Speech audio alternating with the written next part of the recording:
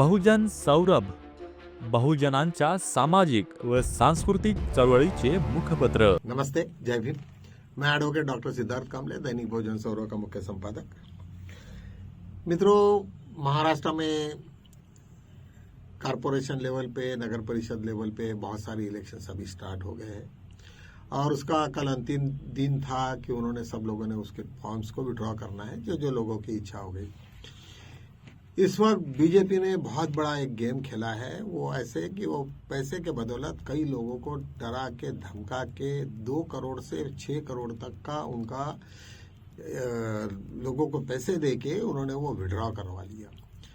और जो लोगों ने विड्रॉ नहीं किया तो उन लोगों का इवन मर्डर तक किया गया। ऐसी एक खबर आई है, एक सोलापुर की खबर है।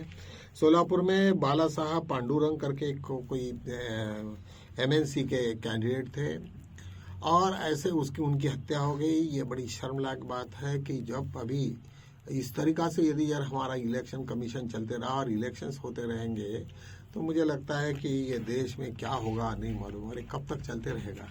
ये संकेत अच्छे नहीं है। इसमें क्या होगा, गैंगवार चालू हो जाएगा, बहुत सारे लोग एक दूसरे के मर्डर्स करना चालू करेंगे, वो किसी को डरेंगे नहीं और उनकी दुश्मनी इतनी बढ़ जाएगी कि वो बीजेपी का एक बहुत बड़ा ग्रुप एक आइसोलेट हो जाएगा कॉमन मास से, और उनको पता चलेगा कि ये सब के सब इसी टाइप के लोग हैं और जो भी आगे वाले दिन आएंगे वो काफी एक बड़े खतरे को आमंत्रण दे रहे हैं।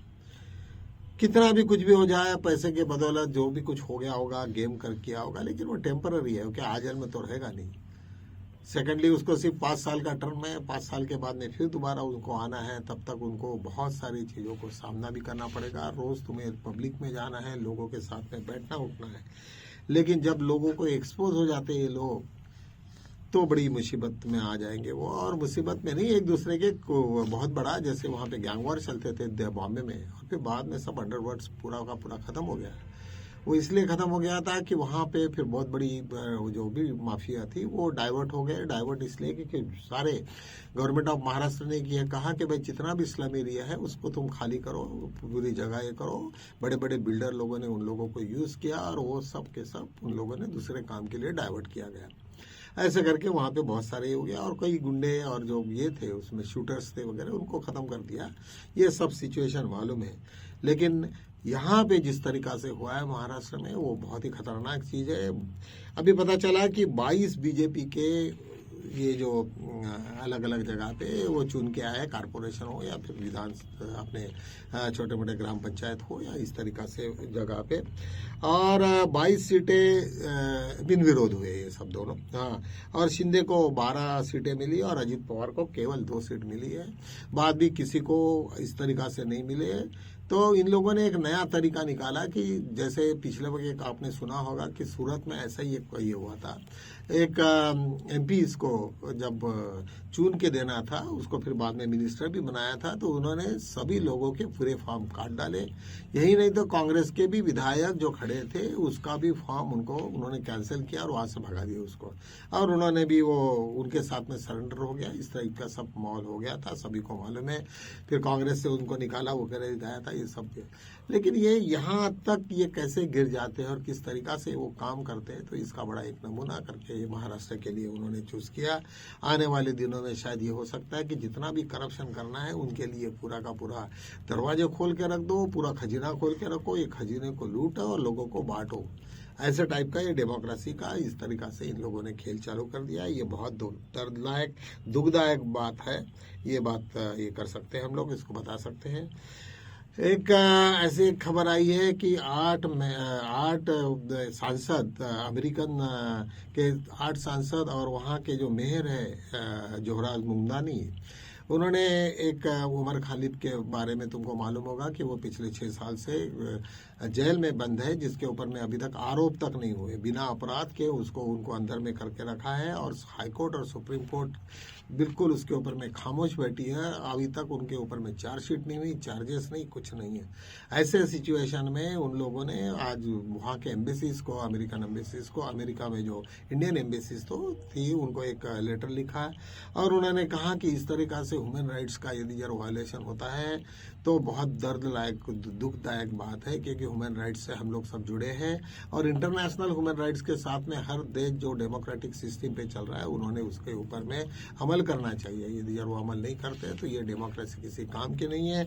और अमर खालिद को कि किस आधार पर तुमने इतने दिन तक रखे, चाहे कितना भी इवन मर्डर का भी केस हो या कुछ भी हो जाए तो भी उसको बेलेबल से है। तो ऐसे सिचुएशन में बहुत बेकार है ये तो उनका जब लेटर आ गया तो अभी ये चीफ जस्टिस और इन सब लोगों के लिए बड़े एक मुसीबत की बात है कि वो किस तरीका से उसको फॉलोअप करते और क्या एक्टिव पार्टिसिपेशंस करते और किस तरीका से वो डायरेक्शंस देते। लेकिन इससे इंडिया की पूरी जो जुडिशियरी की नाकामी वो पूरे विश्व में देखा है और उन्होंने पता चला कि यहाँ की जुडिशियरी किस तरीका से गवर्नमेंट के अंडर में काम करती है और किस तरीका से मनुवाद को सपोर्ट भी करती है। तो ये सब सिचुएशन देख के आदमी बड़ा दर्द महसूस होता है हर एक को कि ये भाई एक उमर खालिद की कितने बार चर्चा हो, कितने बार ये हुआ, कितने बार तो उसको लिए सुप्रीम कोर्ट में जजेस सुनने के लिए भी खाली नहीं रहते। अभी उन्होंने पिछले वक्त सुने लेकिन अभी तक उनके ऊपर में ऑर्डर नहीं हुआ। शायद मुझे लगता है कि इससे वो निश्चित रूप से उमर खालिद बाहर आएंगे, ऐसा लगता है।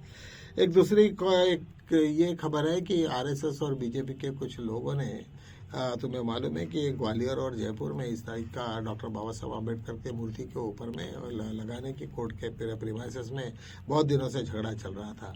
तो उसके पश्चात उन्होंने जो विरोधी पक्ष लेते थे, जो एंटी आम्बेडकराइट लोग थे, उन लोगों ने बाबा साहब का पुतला, एक फोटोग्राफ्स था, उसको आग लगाया और आग लगाने के बाद में उसको सबके सामने में घुमाया। उनके साथ में कुछ गुंडे मौजूद थे। ये सब के ऊपर में सब वहाँ पे जब ये पता चला तो सब लोग वहाँ पे ग्वालियर में वहाँ पे पुलिस स्टेशन गए। पुलिस स्टेशन के ऊपर में बहुत हमला किया। उसके बाद में पुलिस ने उसके ऊपर में एफआईआर किया। एफआईआर के बाद में वो मैटर अभी कोर्ट में गया। कोर्ट में कल दिन भर सुनवाई चली लेकिन किसी के कुछ नहीं चली। वो फिर दोबारा सुनवाई मंडे को होगी, 5 तारीख को। कहने का मतलब ये है कि पूरे के पूरे आम्बेडकराइट लोग अभी रास्ते पे आए हैं सभी तरफ में और ये संकेत अच्छे नहीं है। उस तरफ में बहुत सारे लोगों के उनकी जो ये थी, उन्होंने आज जो भाष्य किया उन्होंने यही बताया कि इसके वजह से सब समाज में एक बहुत बड़ा हो जाएगा। पहले ही कुछ हिंदूवादी संगठनों ने मुस्लिमों को टारगेट किया, अब ये दलित और पिछड़े को करेंगे तो उससे कोई किसी का भला नहीं होगा और स्त्रियों के भी ऊपर में हमला करेंगे। तो मुझे लगता है ये मानसिकता, बहुत गंदी मानसिकता के लोग शिकार है ये आरएसएस और बीजेपी के लोग, और यही कंटिन्यू रहा तो ये बहुत बड़ी बात है। मतलब क्या होगा इस देश का और किस हालत में ये देश जिएगा ये नहीं मालूम, और क्या उसका वो वक्त ही बताएगा। एक जयपुर में भी एक ऐसी घटना हुई जहाँ पे बहुत सारे वहाँ पे कुछ इंस्टीट्यूशन थे जहाँ पे डॉक्टर बाबा साहब आम्बेडकर का अध्ययन होता था। वो इंस्टीट्यूशंस को पता चला और जब वाइस चांसलर से बात किए तो उन्होंने कहा ये मुझे तो मालूम ही नहीं है। तो इस टाइप का अब ये जो रवैया है सब लोग अपना रहे हैं और वो चाहते हैं कि बाबा साहब के विचार, बाबा साहब का संविधान लोगों को तक नहीं पहुंचे। यहाँ कुछ वीडियोस ऐसे भी आए हैं कि ये इनका जो जिस तरीका से कृत्य है ये बीजेपी का और पूरे इंटरनेशनल लेवल में, तो वहाँ पे 24,600 लोगों को बाहर विदेशों से भगाया गया है। ये बहुत ही खतरनाक बात है। यूएसए में सब लोग इंडियंस नीचे मुंडी डाल के अभी है और ऐसे सिचुएशन में आरएसएस बहुत एंजॉय कर रहा है। लेकिन मुझे लगता है ये ठीक नहीं है। वो किस हालत में अपने सोसाइटी को ले जा रहे हैं इसका कोई अंदाजा नहीं है और मुझे लगता है कि वो जल्दी से जल्दी उन्होंने बंद नहीं किया है तो उन्हीं के लोग उन्हीं को क्या करेंगे नहीं मालूम। एक उत्तराखंड की बात है। अंकिता भंडारी का एक मैटर है। वो एक होटल में रिसोर्ट थी, बहुत सुंदर थी। उसके बाद में उनको कई वो प्रोस्टिट्यूट में भी इन्वॉल्व हो गई थी या क्या हुई, लेकिन उसका किसी के कोई मिनिस्टर के साथ में जब वो उसको ऑफर किया गया तो उसने मनाही किया और बाद में उसको मार दिया गया। वो भग गई और उसके बाद में वहाँ तक तो सब सिचुएशंस को कोई किसी को ज़्यादा पता नहीं था। लेकिन बीजेपी की कोई सांसद थी और उसकी वाइफ ने उससे जब ये हुआ और वो वाइफ वाइफ को बहुत बुरा लगा और उसने सब उगला कि कौन से मिनिस्टर उसमें इन्वॉल्व है और ये हुए। तो चीफ मिनिस्टर का भी नाम आया और चीफ मिनिस्टर के डायरेक्शंस में ये सब होता था। चीफ मिनिस्टर ने तुरंत वहाँ के ये थे विधायक को उसको बोला कि ये पूरे होटल्स को निस्तनाबूद कर दो। तो बुलडोजर से पूरा का पूरा उड़ा दिया गया, पूरा ये हो गया। मतलब पूरे के पूरे जो प्रूफ थे वो सब खत्म हो गए और इस तरीका से वो वहाँ का ये हुआ। सब लोग हजारों लोग रास्ते पे गर्दी करके, काफ़ी लोगों ने कैंडल मार्च लगाया। रात को उन लोगों ने काफ़ी ये हुआ। उत्तराखंड की ये जो बात सुन के ये पता चलता है कि वहाँ का चीफ मिनिस्टर, उसका समय आ गया है। काफ़ी लोग आक्रोश में हैं और वो यही चलते रहा तो मुझे लगता है कि बहुत सारी जगह पे बहुत अलग अलग टाइप का कुछ ना कुछ होने की संभावना है। तो चलो आज हम इसी के साथ में हम यही विराम लेते हैं। कल मिलेंगे नए मुद्दों के साथ में। तब तक के लिए जय भीम।